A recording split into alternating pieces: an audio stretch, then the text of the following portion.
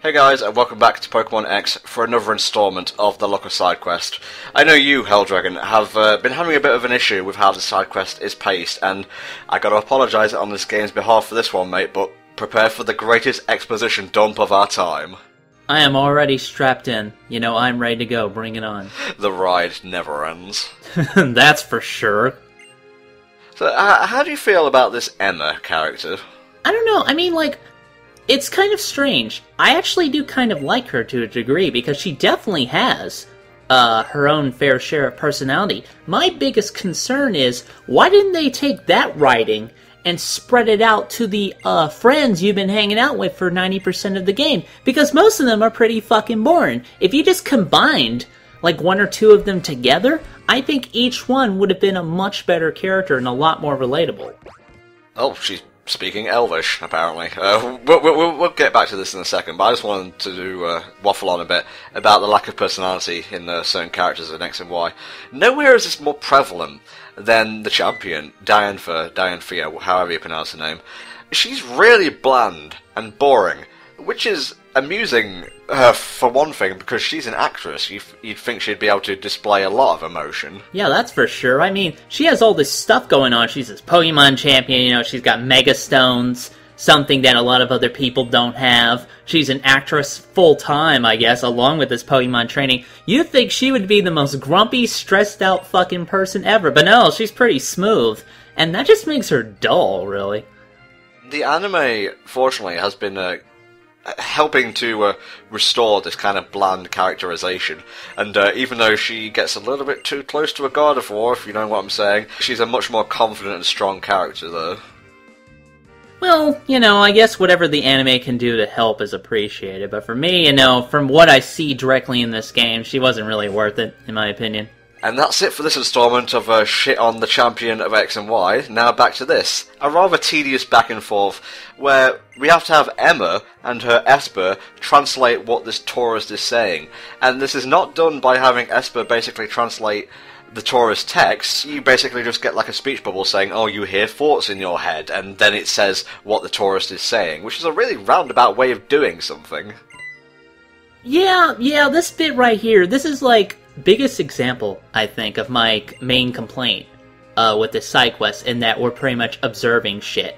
But since Emma is here to translate with her Esper, because I guess she's got to have this extra talent to help, you know, justify her more as a character.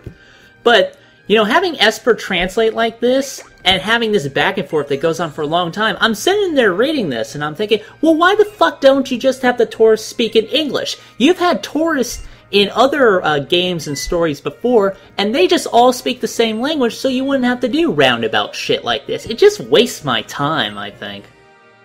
Case in point, he may have spoken in a bit of a garbled manner because he wasn't native to Sinnoh, but Locke himself still spoke in English.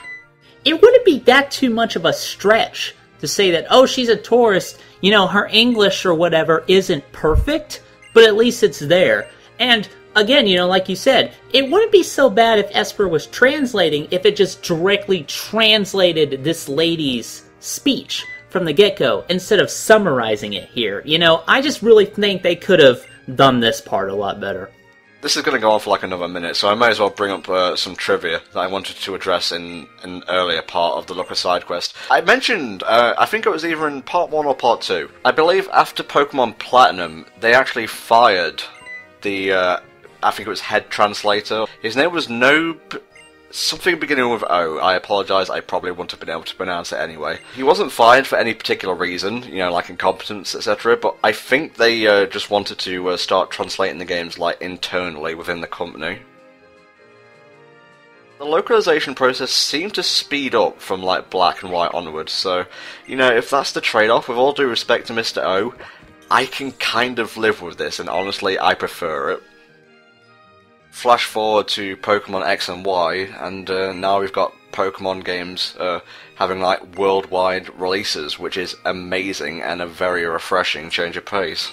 Yeah, I mean, the decreased localization time is obviously a good thing for Pokemon fans, but still, you know, it's kind of like the anime. You know, after a while you get used to the old localization, the old voice actors, so to speak.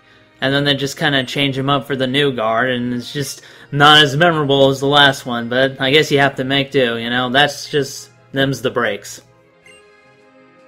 You guys don't know about the struggle, the PAL struggle, okay? We had to wait like 6 to 8 months for Super Paper Mario.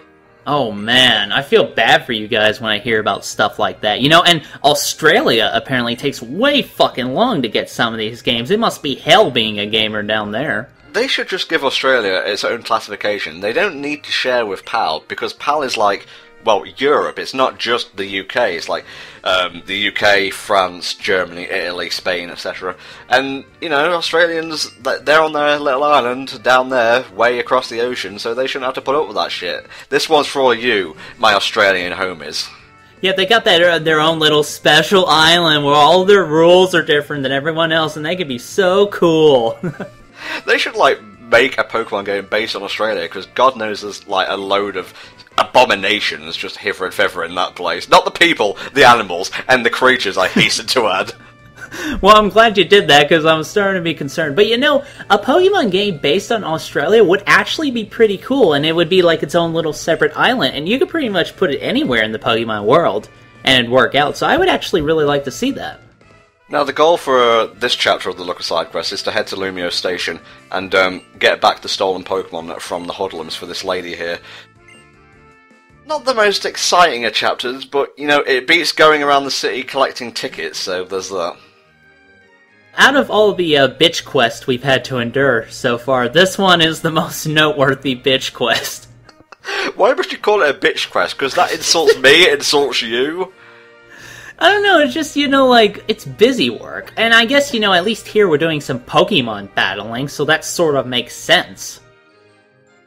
I believe the last time we were in Lumio Station, it was when we were heading to Kalos City, and I haven't really had to go back there since, so a bit of a gap. Wouldn't a train station have a bit more security than that? As opposed to, you know, just having gangs gather around it? As opposed to nothing, you mean? Yeah, something like that. Well, for all we know, there's like Gatling guns hidden within the light bulbs of these street lamps, so just give it a bit, and they'll activate. That's a bit extremist, don't you think? Kalos doesn't fuck around. You know, if this turns into Streets of Rage, I would not mind at all. Just like deploy a Scizor, we'll both put our dukes up, and we're gonna get some two-player action up in here. You're all a bunch of goddamn stereotypes. What is wrong with Streets of Rage? I challenge you to name something that's wrong with having a Streets of Rage situation here. I wasn't talking about Streets of Rage, I was talking about Dick Van Dyke and Dick Van Dyke-ette over here. How the hell do you even make that hair? Like, you've seen that GIF, right? Where, like, that guy with the really curly blue cowlick turns around and just says, how the fuck does my hair work? Because this is what I'm asking here. Well, you know the fur-through salons? Mm-hmm. I'll say no more. Well, that would imply so much about these women, don't you think? And the guy, too. Let's not be sexist here. That's true, that's true. Everyone can be terrible. That's the basic lesson that I've learned. You may be wondering why, Looker here, and I very nearly said Booker again. The character from Bioshock Infinite is never far from my mind during this side quest, but he doesn't have a Pokemon for a rather sad reason. It died, basically, just to get to the gist straight away. And I believe it was a Krogunk, and he uses a Krogunk in either Platinum or Black and White 2. If you go to one of his domiciles, which is a fancy word for house or place that you live, don't you know, you see a picture, and you click on it, and it says, it's Looker, and he's with a Pokemon that's like bluish-purple, which fits, you know, the design of Krogunk, so we may as well just leap to conclusions and say it's, you know, Krogunk. I don't think there's anything wrong with honoring the memory of a partner Pokemon that served you well, and that's fine, but I'm sitting there going, well, if Looker is getting into these situations where he gets into danger like this, wouldn't he want some other kind of Pokemon to protect himself? It's only, you know, common sense. What, you mean like a Growlithe or something? Well, no, don't get a Growlithe, because everybody in law enforcement in the Pokemon world uses a Growlithe. Get like a Metagross. That'd be kind of awesome. That'd be really random, actually. No, it would be random, would be amazing. And then it can have a Mega Form, and it can get like 16 arms. It's like a Sura's Wrath. So that was a Madnabuzz. It came and went, just like the Pokemon itself. Mandibuzz was originally created by James Turner. It was unrelated to Braviary, but it was later decided to use its design as a counterpart to Braviary. Thank you, Bulbapedia. You have single-handedly saved this playthrough. Yeah, he was the same guy who designed the ice cream Pokemon, right? Yeah, he is a British artist, not an American one, a British one. Oh, okay. And those designs weren't really that popular, though, I seem to read, so who knows. Every mistake I make, I carve into my arm, much like the cat who attacked me the other day and left, like, gouge marks. Spray it with vinegar next time, trust me on this one. I'll probably, like, eat it along with some chips, mate. That thing's a beast. Right, Jotaro, you ready for a big old rider kick right to your panda face? Yeah, this is part 6, Jotaro.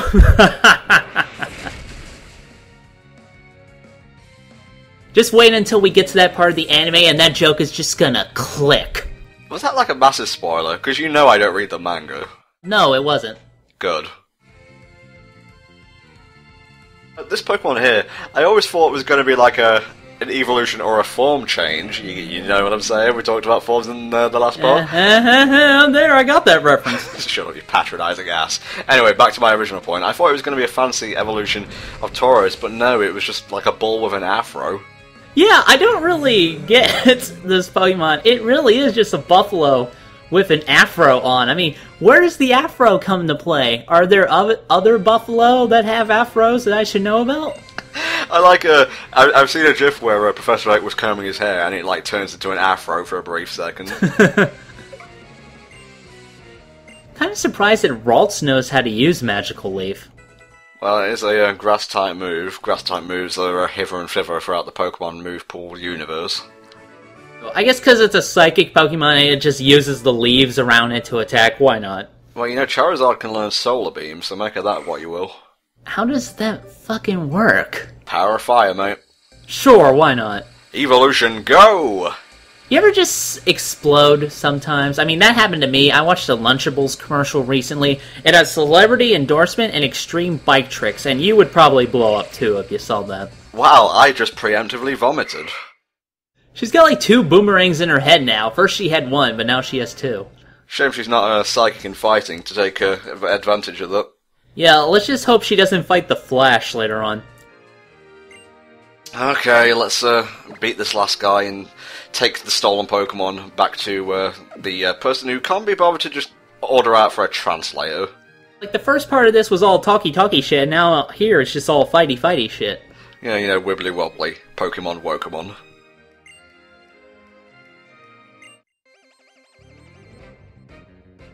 He mentions, like, Emma was part of the gang, or I may have just given a bit of a spoiler away, don't worry, you'll forget about it. It's also kind of interesting because she apparently teams up with a set of generic NPC models, so I guess it's easy to be the leader of that kind of thing. Let's get a bit of dragon-on-dragon action going. Well, this is going to be short. You know, we're just going to do a little bit of overkill. We're not going to do a whole bunch, just enough to completely wipe out the entire station. Mega Charizard X, how are you even flying right now? Yeah, it's not even like flapping, it's just sort of hovering like a fucking carrier, you know what I'm saying?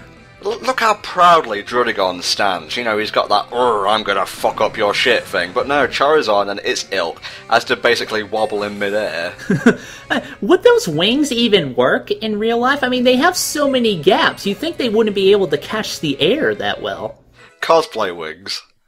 Sure, why not? And I guess that explains the flames coming out of its mouth, right? It's part of my costume. Well, let's switch out to T-Zuck so we can take advantage of Crocodile's dark typing. Why don't you just have Mega Charizard X sit on him? He's certainly fat enough. See, at least here it makes more sense that T-Zuck would be able to fly, because he has feathers going on, you know what I'm saying? Yet he's not allowed in sky battles. Well, it's because he's not in the air hovering around like a carrier. Oh my god, I can't even imagine, like, Hawlucha flying normally, apart from, you know, flying press, which is more of a leap and a slam more than anything. That's true, I'm sitting here trying to imagine Hawlucha flying, and it's not really coming together that well. Well, the Hawlucha episode in the anime is coming up soon, so you'll have to imagine no longer. Alright, let's see what these guys have to say for themselves. You should just body slam them all. I think that's a good solution. Emma, take that train and suplex them with it. Bitch, I'm motherfucking Sabin. If that don't take the biscuit. Is this is that a British term I should know about? Alright, looker, and what's up your bum? I can just imagine all these guys having terrible accents. Oi, Luca! Oh, what's the copper doing here then, mate? Very nearly became Australian there, mate. Work on your accents. It's like his beast mode. A British guy turns into an Australian guy. So yeah, Emma was, I guess, the honorary boss of the gang, even though she didn't want to be. I don't know why they're just kind of bowing to her demands. I guess because if they mess with her, her Esper would fuck them up, so I don't know. Yeah, they'll wake up as, what, Poké nerds? Ooh, that would be fucking horrific now that I think about it. Imagine if the Poké nerd was just a resort of psychic Pokemon having a laugh. Well, I'm glad I almost did no work in this case. Thanks, Tom and Emma.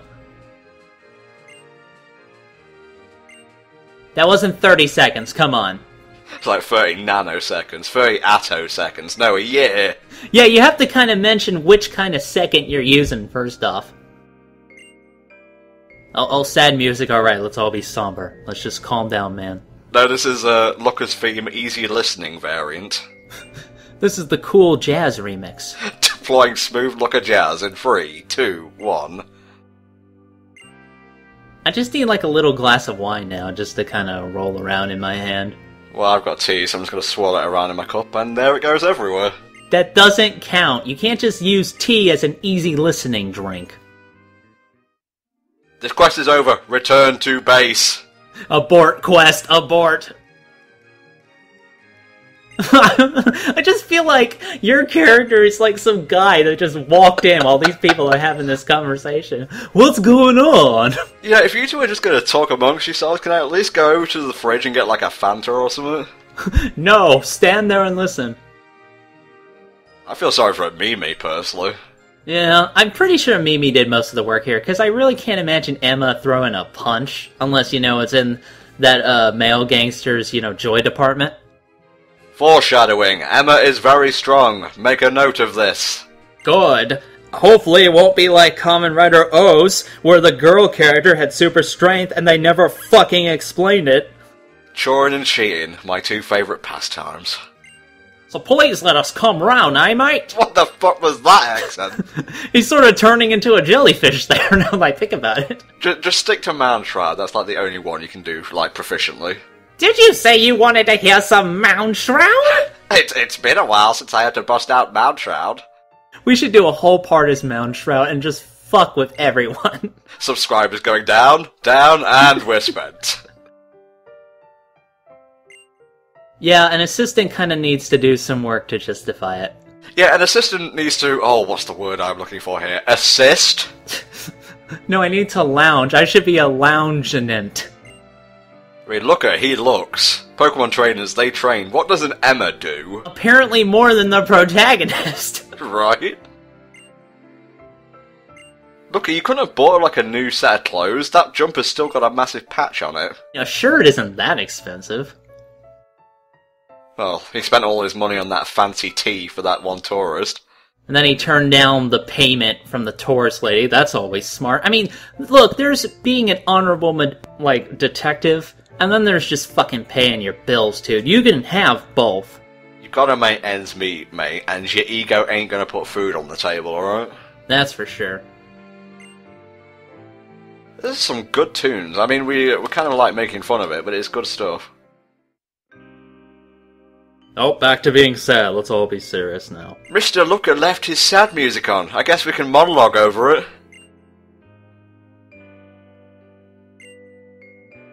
You know, at the very least, she's a relatable kind of character in that she doesn't want to be that kind of burden, and she wants to help out, and I can appreciate that, you know what I'm saying?